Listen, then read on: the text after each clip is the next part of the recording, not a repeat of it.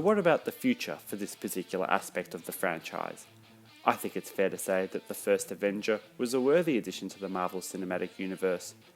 Not as well received as Iron Man, but then what is, but did do better than its sequel, as well as the Incredible Hulk, and depending on who you talk to, probably superior, if not at least the equal to Thor. Following a solid backup performance of the character in the Avengers, the stage is now set for the sequel. But where is Captain America? What has he been doing? Why was he absent during the events of Iron Man 3 and Thor Dark World? We know that this film will focus on the Winter Soldier arc written by Ed Brubaker. Is this too soon? My initial instinct is yes.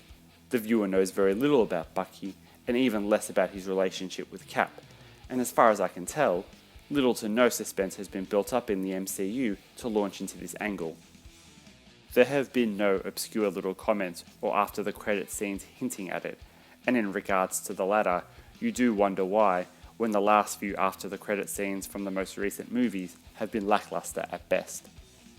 For mine, in order for this angle to be successful, they have to take a little step back and do some serious character development. The audience needs to go back to the past, all the way to World War II, to further get a sense of what Cap has done to become the legend that he is, and put some focus on who Bucky is as well. A little revisit to what actually happened to Bucky in the experiment/torture room would be a good place to start. Given that this movie will most likely be set predominantly in the present, it actually makes a lot of sense for it to be developed very similarly to a Brubaker run on Cap. That is, that the action and adventure takes place in the present, whilst you have flashbacks to the past that gradually fill in key parts of the mystery. It's an exciting prospect. Cap dealing with the mystery of the Winter Soldier, whilst more and more of the story comes together in snippets of World War II, further appearances from the Howling Commandos, Peggy, Howard, Zola, etc., with their input ultimately holding the key to what lies ahead. Meanwhile, back in the future, or as the present as it were, we have a whole new life and a whole new supporting cast emerging. A bigger input is expected from both Nick Fury and the Black Widow, who have both been around the franchise since the early days without their exact spots having quite been identified, but they've both been strongly hinted as primary Avengers characters.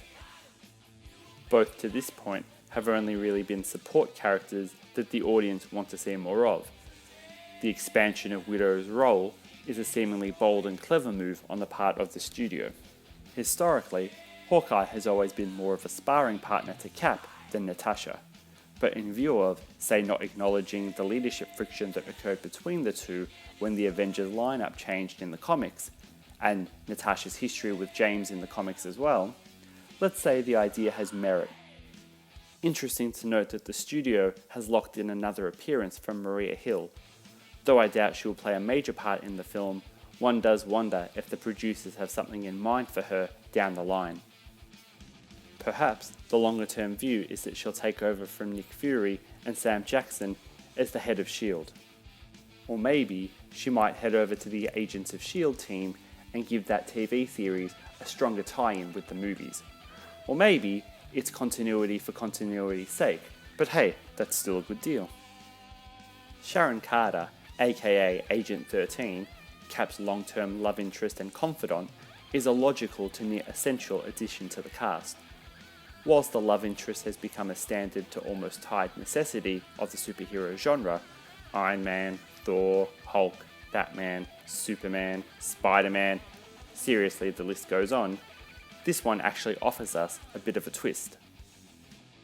With Atwell set to reprise the role of Peggy, supposedly in the present too, there should be an interesting dynamic there. In combination with an increased presence of Natasha, it really paints the picture of Cap going down the Agents of S.H.I.E.L.D. path. One of the more surprising additions to the supporting cast is the unexpected, by me at least, presence of Sam Wilson, aka the Falcon. One of my favourite comic book characters of all time, and a great Captain America support historically, however, safe to say that he's never really been one of the more lifelike characters. Following a blood transfusion from Cap, he gets a special harness thing from the Black Panther, still unintroduced to the Marvel Cinematic Universe, that lets him fly around and he talks to pigeons. No doubt the producers will go down the ultimate line with the character, telepathy, mechanical wings, black costume, and whilst that's okay, it makes me wonder why they're so keen to get him in for this particular installment. Without the proper development, this character actually represents a major risk to the story. It's hard not to see him being over the top, corny, and unrealistic. Given that I've not yet even got to the villains, a concerning picture is being painted. There are a lot of characters here, some new, some not. For a movie that really should focus on character development, you really have to question the developing strategy. I wonder if the producers would take the bold step of using this film to really set up the third installment of Captain America and pave the way for a Winter Soldier Red Skull team-up. It makes sense, and it would allow for the Bucky character to be developed thoroughly without being rushed into concluding the story. And let's face it, the Red Skull is Cap's chief villain. He needs to come back.